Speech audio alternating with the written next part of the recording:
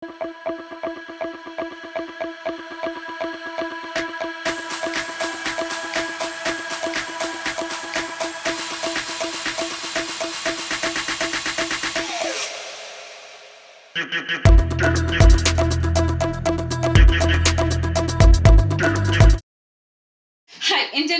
Reaction വീഡിയോയിലേക്ക് സ്വാഗതം. അപ്പൊ നമ്മൾ ഇന്ന് റിയാക്ഷൻ ചെയ്യാൻ പോകുന്നത് നമ്മളെ കമൽ സാറിന്റെ ഇന്ത്യൻ മൂവിയിലെ നെക്സ്റ്റ് മായ മച്ചീന്ദ്ര എന്ന് പറയുന്ന സോങ് ആണ്. അപ്പൊ നമ്മള് കഴിഞ്ഞ ആ ഒരു സീനൊക്കെ അല്ലെങ്കിൽ മൂവി മൊത്തത്തിൽ നമ്മൾ എടുത്തു നോക്കുമ്പോഴാണെങ്കിൽ ചന്ദ്രു എന്ന് പറയുന്ന ക്യാരക്ടർ ഭയങ്കര ഒരു മിസ്റ്ററിയാണ്.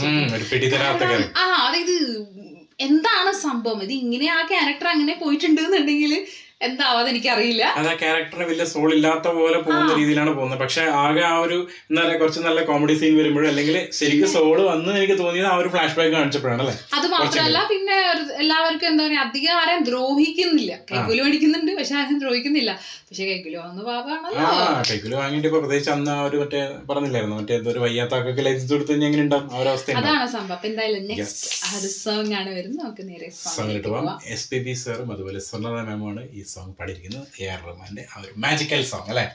ശരി, ഈ പാട്ട് കൊറേ കേട്ടിട്ടില്ലേ? കൊറേ കേട്ടിട്ടുണ്ട് പക്ഷെ വിഷ്വൽ അത്രയും കണ്ടിട്ടില്ല. കണ്ടിട്ടില്ലേ വിഷ്വല്?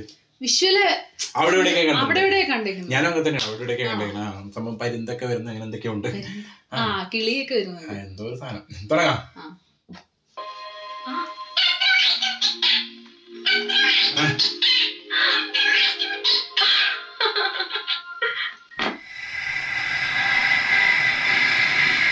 ആ കിളിയാണോ പോണേ നീ?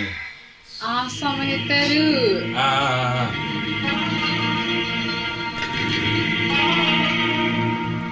മറ്റേതല്ലേ VFX ഒക്കെ.